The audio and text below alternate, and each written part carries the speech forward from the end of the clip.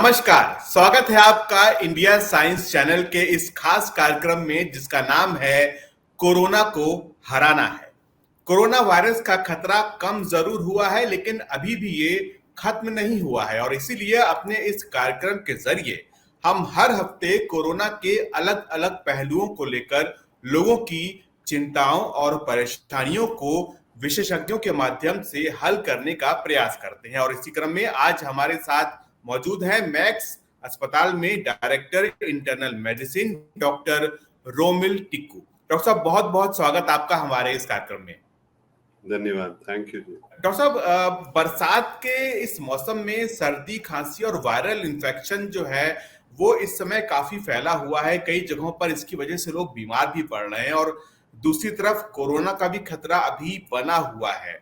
अब लोगों को ये दिक्कत आ रही है कि उनको फ्लू हुआ हो या इसके बावजूद उनको डर इस बात का लगा रहता है कि कहीं उन्हें कोरोना तो नहीं हो गया है।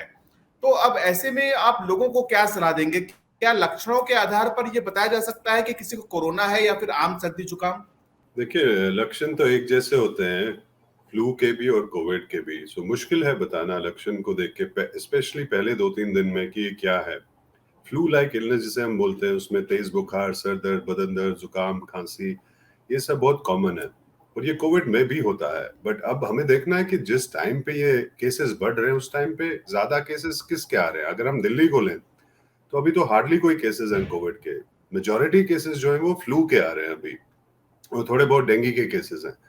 तो अगर ऐसी बीमारी के साथ कोई आता है तो पहले हम सोचेंगे कि ये डेंगू तो नहीं है या फ्लू तो नहीं है। कोविड क्योंकि बहुत कम है केसेस, पिछले एक डेढ़ महीने से जितने लोगों के भी हमने टेस्ट कराए हैं कोविड के, सब मेजॉरिटी लोगों के नेगेटिव आ रहे हैं। तो पहली चीज हम सोचेंगे ये फ्लू है या ये डेंगू है। सब डेंगू का एक टेस्ट है, डेंगू NS1 एंटीजन, जो बहुत सेंसिटिव स्पेसिफिक है, तो पहले दिन ही पॉजिटिव हो सकता है। तो इसलिए अगर फ्लू लाइक इलनेस है, तेज बुखार, सर दर्द, बदन दर्द है, पहली चीज है कि हम वो टेस्ट कर लें, CBC कंप्लीट काउंट चेक कर लें और डेंगू का टेस्ट कर लें। डेंगू नेगेटिव है तो हमको पता अब ये या तो फ्लू हो सकता है या हो सकता है कि कोविड भी हो, अगर ट्रैवल हिस्ट्री हो या ऐसा कोई किसी एरिया में गए हो जहाँ कोविड पेशेंट्स हो। अगर केसेस बढ़ रहे हो कम्युनिटी में कोविड के उस टाइम पे तो हो सकता है कोविड भी हो। कोविड का भी टेस्ट है तो कोविड का भी हम टेस्ट कर सकते हैं। फ्लू के भी टेस्ट हैं, मगर फ्लू के काफी ज्यादा स्ट्रेन्स होते हैं, कई बार पॉजिटिव आता है, कई बार पॉजिटिव नहीं आता है। तो क्लिनिकली हम जज करते हैं। अब देखिए, अगर 4-5 दिन का बुखार है, खांसी जुकाम है, तो डेंगू के बारे में हम ज्यादा नहीं सोचेंगे क्योंकि रेस्पिरेटरी सिम्टम्स हैं, तेज बुखार है, फ्लू है या हो सकता है कोविड है। 5-6 दिन में ये सारे लोग ठीक हो जाते हैं यूजुअली सिम्टोमेटिक ट्रीटमेंट से। एंटीबायोटिक्स का कोई रोल नहीं है, पैरासिटामोल लो, एंटी एलर्जिक्स लो, खांसी की दवाई लो, रेस्ट करो, पानी खूब पियो, ठीक हो जाते हैं। अब कोविड में क्या होता है, कुछ लोग ऐसे ठीक हो जाते हैं मगर 5-6 दिन के बाद प्रोग्रेशन हो जाता है टू लंग्स, फेफड़े इफेक्ट हो जाते हैं। तो तब उनकी वो सैचुरेशन का देखना पड़ता है, ध्यान रखना पड़ता है कि ऑक्सीजन लेवल्स तो नहीं डिप हो रही है, खांसी बहुत ज्यादा, वीजिंग, सांस तो नहीं फूल रहा है, या कोई और लक्षण तो नहीं आ रहे हैं जो कोविड से रिलेटेड हों। जो प्रोग्रेशन ऑफ कोविड वो सेकेंड वीक में होता है। अब जो हम अभी फ्लू देख रहे हैं यूजुअली वो हफ्ते भर में खत्म हो रहा है। बहुत कम लोगों में कॉम्प्लिकेशंस होती हैं फ्लू की, ब्रोंकाइटिस होता है, निमोनिया होता है, बट वैसा नहीं जैसा हम कोविड में देख रहे थे कि सीवियर लंग इन्वॉल्वमेंट, सैचुरेशंस डिप हो रही हैं। ऐसा अनयूजुअल है फ्लू में। सो इस टाइम पे जो मेजॉरिटी केसेस, अगर हम दिल्ली को ले, फ्लू हैं और स्पोरेडिक केसेस डेंगू के भी हैं। अब डेंगू के जो ज्यादा केसेस आ रहे हैं दिल्ली में वो बाहर से आ रहे हैं, यूपी वगैरह से। तो विद इन दिल्ली उतने बहुत ज्यादा केसेस अभी नहीं है, बट शुरू हो गए हैं क्योंकि बारिश, आप देखिए पिछले 10-15 दिन में बहुत ज्यादा बारिश हुई है। तो बारिश के हफ्ते 10 दिन बाद केसेस बढ़ना शुरू हो जाते हैं। तो ये सही टाइम है कि हमें सावधानी बरतनी चाहिए और we have to make sure कि पानी वानी घर के आसपास ना ठहरा हुआ हो, मस्कीटो ब्रीडिंग ना हो रही हो, क्योंकि मस्कीटोज, मच्छर से ही डेंगू पनपता है और हमें इसका सावधानी रखनी होगी इसके अगेंस्ट। जी जी। डॉक्टर साहब, RT-PCR टेस्ट कब करवाना चाहिए? देखिए, कोविड के लिए PCR टेस्ट हम पहले दूसरे दिन से ही कर सकते हैं, but usually second third days okay, दूसरे तीसरे दिन कर देना चाहिए, क्योंकि कभी वायरल लोड अगर कम हो इनिशियली तो कभी पिकअप नहीं होता है। बट ऐसा नहीं है कि हमें वेट करना ही करना, पहले दिन भी कर सकते हैं, बट यूजुअली दूसरा तीसरा दिन सही होता है। ज्यादा लेट करेंगे तो हमें डिजीज प्रोग्रेस हो जाएगी, हम उसका ध्यान नहीं रखेंगे, हम ऑक्सीजन लेवल्स नहीं चेक करेंगे, हम बाकी पैरामीटर्स जो कोविड में करने होते हैं, CRP, D-dimer, ये सारी चीजें नहीं करेंगे तो हो सकता है कि लंग इन्वॉल्वमेंट हो जाए और हमें पता ही नहीं हो कि करना क्या है। तो पहले दिन से ही करना is fine, I would say, वो डेंगू हो या वो कोविड हो। Maximum second third day test तो कर, इसके बाद आप टेस्ट करोगे तो डिजीज प्रोग्रेस करेगी, फिर आप पीछे रह जाओगे, फिर आपको पता नहीं चलेगा किस करवट ये बदल रही है बीमारी। सो कोविड के लिए PCR is a gold standard, confirmatory test है, 30% फॉल्स नेगेटिव फिर भी हो सकते हैं उसमें। तो जहां स्ट्रॉन्ग सस्पिशन हो, या तो हम रिपीट कर लें टेस्ट, या तो हम एज्यूम कर लें कि ये फॉल्स नेगेटिव होके बाकी सावधानियां रखें, आइसोलेट करें। वैसे ही स्पेसिफिक ट्रीटमेंट वैसे भी नहीं है, सो ट्रीटमेंट वैसे ही उसी के मुताबिक चलेगा। तो एंटीजन टेस्ट जो है वो बहुत ज्यादा एरियाज में जब फैला होता है, कंटेनमेंट जोन्स में लार्ज स्केल पे बहुत ज्यादा लोगों को टेस्ट करना है, तो वहां बहुत फायदा है एंटीजन टेस्ट का, क्योंकि फास्ट है, ज्यादा इक्विपमेंट चाहिए नहीं। PCR के लिए थोड़ा सा कॉम्प्लिकेटेड टेस्ट है, इंफ्रास्ट्रक्चर चाहिए होता है, किट महंगा टेस्ट है। एंटीजन सस्ता टेस्ट है, फास्ट होता है, 20-25 मिनट में रिपोर्ट मिलती है। उसका एक थोड़ा सा ड्रॉबैक है कि वो 50% सेंसिटिविटी है उसकी, तो फॉल्स नेगेटिव थोड़े ज्यादा आते हैं उसमें। बट वो हमें देखना है अकॉर्डिंग टू सिचुएशन, कितने केसेस हैं उस टाइम पे कम्युनिटी में, कहाँ पे टेस्ट हो रहे हैं, और कितनी जल्दी हमें टेस्ट करने हैं, कितने लोगों को करने हैं।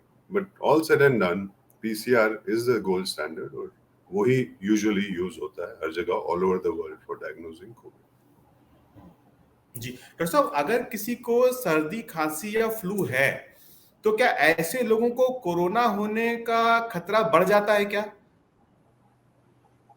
देखिए, उस टाइम पे जब आपको सर्दी खांसी फ्लू हो गया होता है, इम्यूनिटी आपकी वैसे ही कम है, आप ऑलरेडी एक इन्फेक्शन से के साथ जूझ रहे हो, तो अगर आप एक्सपोज हो जाते हो to somebody who's had covid, तो हो सकता है आपको कोविड भी हो जाए। अब इंक्यूबेशन पीरियड होता है, तो 4-5 दिन के बाद आपको सिम्टम्स आ जाएंगे। वल्नरेबल तो आप हमेशा रहोगे। जब आप ऑलरेडी एक बीमारी, रेस्पिरेटरी इन्फेक्शन के साथ डील कर रहे हो, उसी टाइम पे आप एक्सपोज होते हो to somebody who's had covid, तो हो सकता है आपको 5-10 दिन के बाद कोविड हो जाए। तो वो पॉसिबिलिटी तो रहेगी। और जब आप ऑलरेडी बीमार हो तो आपकी इम्यूनिटी कम है, आप उस टाइम पे सबसे ज्यादा वल्नरेबल हो। इसलिए इम्पोर्टेंट है कि हम फ्लू की भी वैक्सीन लें और कोविड की भी वैक्सीन लें। कोविड की तो लेनी ही लेनी है, उसमें कोई डाउट नहीं है। वो फ्लू की भी हर साल फ्लू वैक्सीन लेनी चाहिए सबको, 6 महीने से ऊपर जिसकी भी एज है, उसे फ्लू शॉट हर साल लेना होता है अक्टूबर के महीने में, just before the winter sets in. जी डॉक्टर साहब, क्या ऐसा भी मुमकिन है कि जैसे डेंगू या मलेरिया है, अगर किसी को ये ऑलरेडी है, उसके साथ साथ में किसी को कोरोना का भी संक्रमण हो जाए, और अगर ऐसा हो जाता है तो उस स्थिति में क्या ट्रीटमेंट में कुछ खास तरह का ट्रीटमेंट उसमें देना पड़ता है? क्या स्थितियां ज्यादा गंभीर हो सकती हैं? हाँ जी, ये एक कॉम्प्लिकेटेड सिनेरियो है जहां आपको कोविड भी हुआ है आपको, या डेंगू या मलेरिया भी हुआ है। अब ट्रीटमेंट थोड़ी सी डिफरेंट है दोनों की। स्पेसिफिक ट्रीटमेंट तो कोई है नहीं, ना ही डेंगू की, ना ही कोविड की। मलेरिया की स्पेसिफिक ट्रीटमेंट है, सो वो इजीली ट्रीटेबल चीज है। तो वो विद इन 24-48 आवर्स फीवर टूट जाता है। टेस्ट बहुत सेंसिटिव है, तो अगर मलेरिया के साथ हम डील कर रहे हैं तो फिर भी सिंपल है। टेस्ट पॉजिटिव आया, दवाई शुरू हो गई, पेशेंट ठीक हो गया 2 दिन में। बट जहां तक सवाल डेंगू और कोविड का है, वो ज्यादा उसकी पॉसिबिलिटी है, स्पेशली इस सीजन में। तो हमें यही देखना है कि ब्लड पिक्चर कैसी है, सिम्टम्स क्या है, रैशेज आ रहे हैं क्या, टिपिकल फीचर्स जो आंखों में दर्द होता है, तेज सर दर्द, खैर ये सारी चीजें कोविड में भी हो सकती हैं। मगर जहां तक ट्रीटमेंट का सवाल है, दोनों की ट्रीटमेंट नहीं है, बट डेंगू में फ्लूइड इज वेरी इंपॉर्टेंट, कि आपको हाइड्रेशन बराबर रखनी है। क्योंकि डेंगू में जो प्रॉब्लम्स होती हैं, जो प्लाज्मा लीक होता है, या ब्लीडिंग हो जाती है, या multi organ failure, liver kidney में, वो होता है उन लोगों में जिन्होंने पानी नहीं पिया होता है, वो जो पेन किलर्स वगैरह लेते हैं बुखार के लिए। सो 2 चीजों का ध्यान रखना है। एक तो pain killers over the counter, जैसे आइबुप्रोफेन है, डाइक्लोफेनाक है, ये सारे पेन किलर्स नहीं लेने हैं। जब भी इस सीजन में आपको बुखार हो तो आप पैरास्टामोल लीजिए, उससे ज्यादा आप खुद कोई सेल्फ मेडिकेशन नहीं कीजिए। आप अपने डॉक्टर से बात करिए पहले 1-2 दिन में कि ऐसे बुखार हो रहा है, मुझे क्या करना है। पानी खूब पीजिए इररिस्पेक्टिव। अब प्रॉब्लम वहां पर है जहां पर आपको कोविड है और आपकी लंग इन्वॉल्वमेंट है, और फ्लूइड इनटेक अगर ज्यादा हो रहा है तो उससे असर पड़ता है, लंग्स पे भी असर पड़ता है, हार्ट पे भी। इट ऑल्सो डिपेंड्स ऑन आपको बाकी कौन सी प्रॉब्लम्स है, आपकी एज कितनी है, आप स्मोकर हैं, नॉन स्मोकर है, आपके लंग्स कितने वायबल हैं, आपको पोल्यूशन से इफेक्ट पहले ही तो नहीं हुआ, आपको अस्थमा तो नहीं है, COPD तो नहीं है, तो आपको अंडरलाइंग हार्ट डिजीज तो नहीं है। अगर इन सारी चीजों में आप फ्लूइड इनटेक बहुत ज्यादा बढ़ाओगे तो आपके हार्ट पे असर पड़ेगा, तो ब्रेथलेसनेस आपकी बढ़ जाएगी, वॉल्यूम ओवरलोड हो जाएगा और आपका सांस फूलना शुरू हो जाएगा। सो ये क्लिनिकल जजमेंट एक डॉक्टर ही यूज कर सकता है कि डेंगू और कोविड के बीच में क्या करना है। अगर दोनों चीजें हैं तो मेंटेन करना है बैलेंस हमें, कि बहुत ज्यादा फ्लूइड इनटेक भी नहीं होनी चाहिए और at the same time dehydration भी नहीं होनी चाहिए। वो हॉस्पिटल में इनटेक आउटपुट चार्ट होता है, यूरिन कितना पास किया है, ओवरऑल इनटेक कितना हुआ है, ओवरऑल कंडीशन क्या है पेशेंट की, हाइड्रेशन क्या है, ब्लड प्रेशर क्या है, सिम्टम्स क्या है। तो वो मैनेज करना बहुत इंपॉर्टेंट है हॉस्पिटल में, क्योंकि अगर दो प्रॉब्लम्स हैं घर पे रिमोटली उसको हैंडल करना बहुत मुश्किल होगा, बट डॉक्टरों के लिए आसानी होगी अगर ऐसा पेशेंट हॉस्पिटल में हो और अंडर सुपरविजन हो, तो ज्यादा मुश्किल नहीं होगी, क्योंकि दो बीमारियां हैं, कॉम्प्लिकेटेड है, चांसेस है कि एक या तो दूसरी बीमारी उसको और कॉम्प्लिकेट कर देगी। तो बेटर होता है हॉस्पिटल में सुपरविजन में रहे और ठीक है। मेजोरिटी लोग ऐसे करने हमने देखे हैं ऐसे पेशेंट्स लास्ट ईयर, तो वो ठीक ही हो जाते हैं। ऐसा कुछ नहीं है कि बहुत ही हाई रिस्क होती है फॉर डेथ, बट हाँ कॉम्प्लिकेटेड है, इसलिए सावधानी रखनी है। जी डॉक्टर साहब, क्या ये जो सीजन है मानसून का सीजन, इसमें कुछ हम लोग खास सावधानी पहले से ही बरतनी चाहिए ताकि ये जो इन्फेक्शन है किसी भी तरह का उससे हम लोग बच सकें? हाँ जी, मानसून सीजन में खास तौर पे हम देखते हैं हर साल डेंगू के केसेस आते हैं, और ये वो सीजन है जब आपको फ्लू ज्यादा होता है, क्योंकि ह्यूमिडिटी होती है, टेम्परेचर फ्लक्चुएशन बहुत ज्यादा होती है, सर्दी खांसी बुखार लगा रहता है। ये सीजन मलेरिया का, चिकनगुनिया, डेंगू का भी जो मच्छरों से होता है। फिर वाटरबोर्न डिजीजेज हैं, आप वो हेपेटाइटिस हो जिसे हम आम लैंग्वेज में जॉन्डिस बोलते हैं, पीलिया, वो टाइफॉइड हो या एक्यूट गैस्ट्रेंटराइटिस हो, क्योंकि खाना जल्दी बासी हो जाता है, टेम्परेचर ऐसा होता है कि लोग पानी भी, प्यास ज्यादा लगती है तो रोड साइड पानी पीते हैं, जूस वगैरह पीते हैं जिसमें आइस वाइस कंटामिनेटेड डली हुई होती है, या रोड साइड फूड खाते हैं। तो हाइजीन इज एन इशू। इस सीजन में सबसे इंपॉर्टेंट चीज ये है कि हम पानी कौन सा पी रहे हैं उसका ध्यान रखें। बॉइल्ड पानी हो या जो लोग फिल्टर यूज कर रहे हैं, आरओ यूज कर रहे हैं या बॉटल वाटर यूज कर रहे हैं, सबसे इंपॉर्टेंट है पानी। और फिर खाना, जितना हो सके आप घर का खाना खाइए, फ्रेशली कुक्ड, घर में जो ताज़ा खाना, फल सब्जियां, ये सारी चीजें खाएं तो वो बेटर होगा। और हाथ धोना, सबसे इंपॉर्टेंट चीज जो मैं बताऊंगा किसी भी इंफेक्शियस डिजीज के लिए, वो है हाथ साफ करना। स्पेशली जब आप खाना खाने से पहले, खाना खाने के बाद आप अच्छी तरह से हाथ धोइए। और जब आप वॉशरूम्स यूज करते हैं, आप उनका हैंडल यूज करते हैं, दरवाजा खोलते हैं या अंदर जो भी हाथ गंदे होते हैं आपके, जर्म्स होते हैं वॉशरूम्स में बहुत ज्यादा, तो हाथ साफ करें अच्छी तरह से खाने पीने से, वॉशरूम यूज करने से पहले। और उसके अलावा फिर हाइड्रेशन, पानी कम से कम 3 लीटर दिन में पानी का इंटेक होना चाहिए।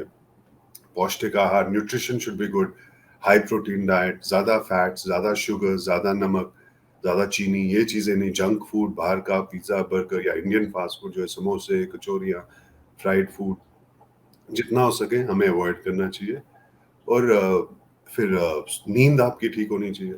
कम, अगर आप 6 घंटे से कम सो रहे हैं, डेली आप 2-3 बजे सो रहे हैं, तो आपकी इम्यूनिटी कम होती है, so you vulnerable to infections. तो आपको ये सारे फ्लू वगैरह ज्यादा जल्दी हो जाएंगे, ये सारे इन्फेक्शंस। और रेगुलर एक्सरसाइज, आधा घंटा आप कम से कम हफ्ते में 5 दिन अगर वॉक करेंगे तो आपकी इम्यूनिटी वैसे ही बेटर हो जाती है, आपका ब्लड प्रेशर, शुगर सारा रेगुलेट होता है। मेंटल रिलैक्सेशन, सिर्फ फिजिकल नहीं, mentally you should be there. So आप योगा कीजिए, मेडिटेशन कीजिए, बहुत इंपॉर्टेंट है होलिस्टिकली आपको है, आपके हेल्थ को ठीक रखने के लिए।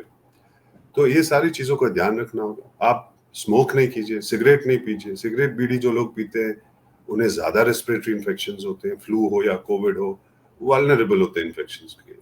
और अल्कोहल भी, शराब, जो लोग ज्यादा शराब पीते हैं, डेली ज्यादा इंटेक मात्रा में शराब पीते हैं, उनका लिवर खराब हो जाता है, पूरे शरीर पे असर पड़ता है, ब्लड प्रेशर ज्यादा फ्लक्चुएट करता है, ओवरऑल इम्यूनिटी कम हो जाती है।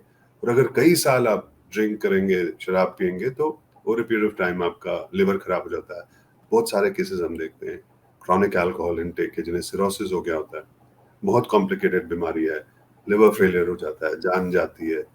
तो ये सारी चीजें हमें होलिस्टिकली हेल्दी वे में अपना हेल्थ ठीक रखना है, खाने पीने। और फाइनली मैं मच्छर से रिलेटेड जो मॉनसून में सबसे इंपॉर्टेंट चीज है, डेंगू, डेंगू या चिकनगुनिया एडीज से आता है, एडीज मस्किटो से। अब ये मच्छर कहाँ से आता है? ये पनपता है स्टैग्नेंट, ठहरे हुए साफ पानी में। सो आपके घर के आसपास सफाई होनी चाहिए, आपके ऑफिस के आसपास सफाई होनी चाहिए। ठहरा हुआ पानी नहीं होना चाहिए वहां पर, क्योंकि वहां पर ये अंडे देते हैं और वहीं से ये मच्छर पनपता है।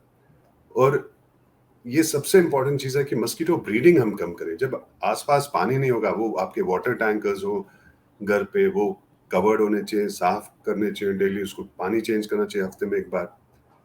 वो या फ्लावर पॉट्स हो या जो भी हो घर के आसपास, ठहरा हुआ पानी नहीं होना चाहिए। उसके अलावा फिर आप पर्सनल प्रोटेक्शन, आप घर के खिड़कियां दरवाजे सुबह शाम को ध्यान रखें, उसे बंद करें। सुबह और शाम सबसे ज्यादा बाइटिंग होती है, आई मीन, क्योंकि ये डे बाइटर है। जब दिन शुरू हो जाता है तब से ही शुरू करता है काटना, और डॉन तक, जब तक शाम हो जाती है। कपड़े आप ढक लीजिए अपने शरीर को पूरा। स्किन जितना कम आप एक्सपोज करेंगे उतना कम चांस है मच्छर को बाइट करने के लिए आपको। इसके अलावा अब जब बहुत ज्यादा केसेस जी होते हैं तो डॉक्टर लार्ज साहब। स्केल पे फ्यूमिगेशन वगैरह होती है। तो मच्छरों से बचने के लिए, बीमारी से बचने के लिए पर्सनल प्रोटेक्शन, आप घर पे मैट्स, कॉइल्स, वेपोराइजर्स, नेट्स वेट्स लगाइए, और ठहरा हुआ पानी घर के आसपास मत रखिए। जी डॉक्टर साहब, इसके अलावा आजकल काफी लोगों में पोस्ट कोविड प्रॉब्लम्स जो हैं वो देखने में आ रही है, यानी कि जो लोग कोरोना से ठीक हो चुके हैं उनमें थकान, हड्डियों में दर्द, ऐसी शिकायतें आ रही हैं। ऐसे लोगों को क्या सलाह देंगे डॉक्टर साहब आप? देखिए, 30 to 40% लोगों में हमने देखा है कि लॉन्ग कोविड के सिम्टम्स हैं, जो 4 हफ्ते के बाद भी उन्हें कोई ना कोई प्रॉब्लम कोविड से एसोसिएटेड है। इसमें सबसे कॉमन जो सिम्टम्स हमने देखा है वो है फटीग, थकावट। उसके अलावा ब्रेथलेसनेस, सांस फूल रहा है मिनिमल एक्सर्शन पे। सीढ़ी एक आप चढ़ रहे हो, आपका सांस फूल रहा है, चेस्ट थोड़ा कंजेस्टेड सा लग रहा है, हैवी लग रहा है, सर दर्द हो रहा है, चक्कर आ रहे हैं, टेस्ट नहीं आ रहा है खाने का, एंजाइटी हो रही है, डिप्रेसिव टेंडेंसी हो रही है, नींद बिल्कुल नहीं आ रही है, इंसोम्निया हो रहा है। तो ये सारे स्टमक इश्यूज हो रहे हैं, खाना नहीं पच रहा है, बाल जल रहे हैं। तो ये सारी प्रॉब्लम्स हो सकती हैं, 30 to 40% केसेस में हमने देखा है होती है। और कब तक ये लास्ट करेंगे ये भी किसी को नहीं पता। कोई स्पेसिफिक ट्रीटमेंट है ये भी नहीं पता। 3 महीना, 6 महीना, साल भर, कब तक, वो भी वेरी करता है। बट यूजुअली ऐसा देखा गया है कि जिन्हें ज्यादा सीवियर डेंगू हुआ होता, कोविड हुआ होता है, उन्हीं में ज्यादा ये लंबा चलता है। पर जिन्हें माइल्ड कोविड हुआ है, ऐसा नहीं कि उन्हें लॉन्ग कोविड नहीं हो सकता, उन्हें भी लॉन्ग कोविड होता है। अब इसको जल्द, हमें वैसे भी बाकी कॉम्प्लिकेशंस भी हो जाती हैं कोविड के बाद, जैसे हार्ट इश्यूज होते हैं, स्ट्रोक हो सकता है, या डीबीटी, पल्मोनरी एम्बोलिज्म, क्लॉट्स बनते हैं। तो ये मेजर कॉम्प्लिकेशंस हैं। ये तो कॉम्प्लिकेशंस हो गई, इसका ध्यान अलग रखना है। लॉन्ग कोविड अलग चीज है। लॉन्ग कोविड में भी ये छोटी मोटी चीजें आपको परेशान करती रहेंगी, परेशान होते रहोगे आप। बट उसको अर्ली, उसको डायग्नोज करें, उसका ट्रैक रखें, अपना saturation, pulse, BP, regular blood test करें, अपने डॉक्टर्स को रेगुलरली अपडेट्स देते रहे, so that they pick up those signs कि जहाँ पर आपको कुछ स्पेसिफिक ट्रीटमेंट की जरूरत है तो वो जल्दी हो जाए। बट ये एक एंटिटी है लॉन्ग कोविड जो बहुत परेशान कर रही लोगों को। अभी भी वो लोग मेरे पास आ रहे हैं जिन्हें पिछले साल कोविड हुआ था, अभी भी थकी थकी फीलिंग है, अभी भी चलने फिरने में सांस फूल रहा है, वजन घट गया है बहुत लोगों का, इम्यूनिटी कम है, फ्लू हो रहा है उनको, या sugar, blood pressure, thyroid issues, deficiencies ये ज्यादा बढ़ गई हैं इन लोगों में कोविड के बाद। So regular blood test, nutrition, vitamins, अगर कोई शुगर बीपी पेशेंट है तो उसका ध्यान रखना, स्ट्रिक्ट कंट्रोल रखना। कई ज्यादा लोग स्टीरॉइड्स ले चुके हैं। Steroids are the only life savers in complicated COVID. तो अब उसके साइड इफेक्ट्स भी हैं, पर वो जान भी बचाता है। तो उसके लॉन्ग टर्म साइड इफेक्ट्स को देखना है, शुगर, ब्लड प्रेशर वगैरह, इम्यूनिटी आपकी खराब हो जाती है लॉन्ग टर्म स्टेरॉइड से। सो ओवरऑल सिनेरियो को देख के होलिस्टिकली एक फिजिशियन के साथ टच में रहना चाहिए जो उनको गाइड करता रहेगा। ये बहुत इंपॉर्टेंट है, एक फिजिशियन हर फैमिली के साथ जुड़ा रहे, ये बहुत इंपॉर्टेंट है आज की डेट में। क्योंकि आप सेल्फ मेडिकेट नहीं कर सकते हैं, आप खुद कुछ नहीं कर सकते। नई बीमारी है, डॉक्टरों को भी अब 1-1.5 साल लगा है इसको समझने में, तो खुद के बस की तो किसी के है नहीं। तो डॉक्टर्स उनको गाइड करते रहेंगे, बताते रहेंगे। अब हमें काफी ज्यादा एक्सपीरियंस इस बीमारी के बारे में, long Covid, post Covid syndromes, ये भी हमें पता है कैसे डील करना है, क्या करना है इसके साथ। तो सावधानियां बरतनी होंगी और डॉक्टर्स के साथ टच में रहना। डॉक्टर साहब, कोरोना से रिकवर होने के बाद क्या लोगों को जो उनकी डेली रूटीन है, जो दिनचर्या है, उसमें कुछ बदलाव करना चाहिए या फिर पहले जैसी रूटीन है वो कंटिन्यू रख सकते हैं वो लोग? नहीं, स्पेशली जिन्हें सीवियर कोरोना हुआ है उन्हें तो खास तौर पे सावधानी रखनी होगी। ये डिपेंड करता है उनकी एज कितनी है, उन्हें कोमोर्बिडिटीज कितनी है, उनको हार्ट प्रॉब्लम है, लंग प्रॉब्लम है, डायबिटीज है, उसके अकॉर्डिंग कि वो बीमारियां कितनी एक्टिव हैं, वो कंट्रोल में है, तो डिसीजन लिया जाएगा। यंग लोगों में ज्यादा एकदम लंबा सावधानी नहीं रखनी पड़ती है, बट ओल्ड एज और कोमोर्बिडिटीज वाले में, स्पेशली ऐसे लोगों में हमें सावधानियां रखनी होंगी।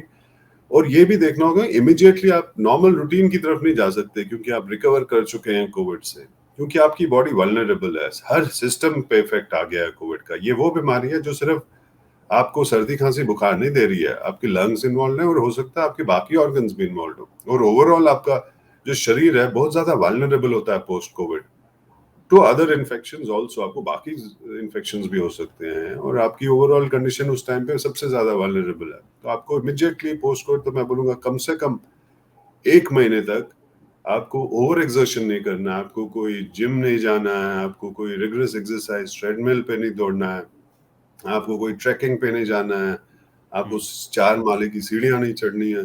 तो इससे आपके हार्ट और लंग्स पे बहुत ज्यादा असर आ सकता है। ऐसा हमने देखा है कि कई लोगों को प्रॉब्लम्स हुई हैं और आपका हार्ट भी वल्नरेबल होता है, हार्ट रेट बहुत ज्यादा बढ़ जाता है लोगों का पोस्ट कोविड, 100 से ऊपर रेगुलरली रह रहा है और पैल्पिटेशंस हो रही हैं। अब आपका अगर 100-120 हार्ट रेट बेसलाइन है और आप सीढ़ी चढ़ रहे हो तो वो 150 हो जाएगा, तो आपको सिम्टम्स हो जाएंगे पैल्पिटेशन। अगर एरिथमिया है अंडरलाइंग पता नहीं है, आपको इवेंट हो सकता है। बहुत लोगों में हमने देखा है जो इमीडिएटली पोस्ट कोविड एक्सरसाइज वगैरह की उनकी जान गई है, most likely because of cardiac event.